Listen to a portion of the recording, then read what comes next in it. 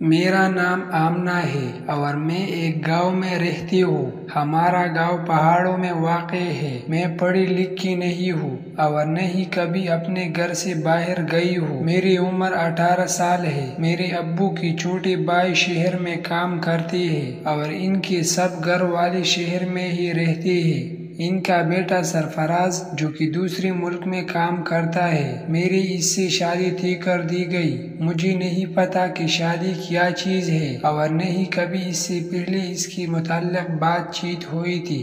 10 दिन बाद सरफराज ने घर वापस आना था और इसके एक दिन बाद हमारी शादी थी।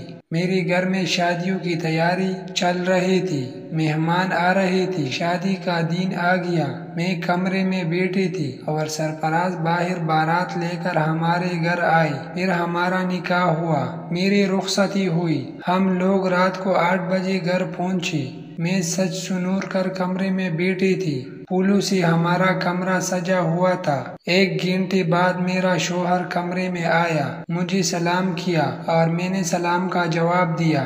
उन्होंने पूछा, तुम्हें कोई तकलीफ तो नहीं? तुमने खाना खा लिया? मैंने जवाब दिया, नहीं। फिर हमने कमरे खाना खाया। मैंने कहा, मैं बहुत थक गई हूँ, मैं सो जाऊँ। तो बोले, पहले ये ज्वेलरी वगैरह तो उतार लो।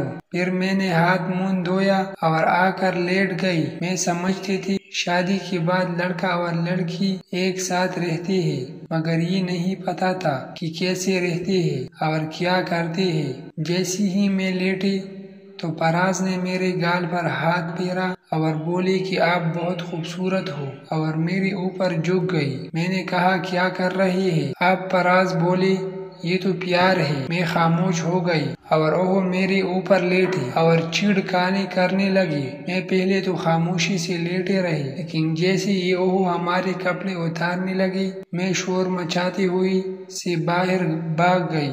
मेरे सास ससुर और मेहमान वहाँ मौजूद थे। मुझे शोर मचाते देखकर वो बोले, क्या हुआ? तो मैंने कहा, सरफराज मेरे साथ गंदी हरकत कर रहा है। मेरी सास मुस्कुराई और मुझे लेकर कमरे की तरफ चल पड़े और बोले, चलो हम भी इससे पूछते हैं। वो मुझे मेहमानों से थोड़ा दूर लेकर गई और बोले, बेटा क्या कर रहा था सरफराज? मैंने बताया, मुझे चूम रहा था और कपड़े उतारने की कोशिश कर रहा था। वो बोले, बेटा अब वो आपका शोहर है और मियाँ बीवी में सब होता है। मैंने कहा, वो कैसी? तो उन्होंने कहा कि वो ऐसी, जब आपकी अम्मी और अब्बू ने ये सब किया तो आप आई और जब मैंने और तुम्हारे चचा ने किया तो सरफराज आया। तुम परेशान न हो, ये कोई गलत नहीं है। सारे के सारे मेहमान मेरा मजाक उड़ा रहे थे। फिर वो मुझे कमरे में छोड़ आई। मैंने सरफराज से कहा, मुझे माफ कर दे, मुझे पता नहीं था ये कुछ भी होता है। तो वो हंसने लगी।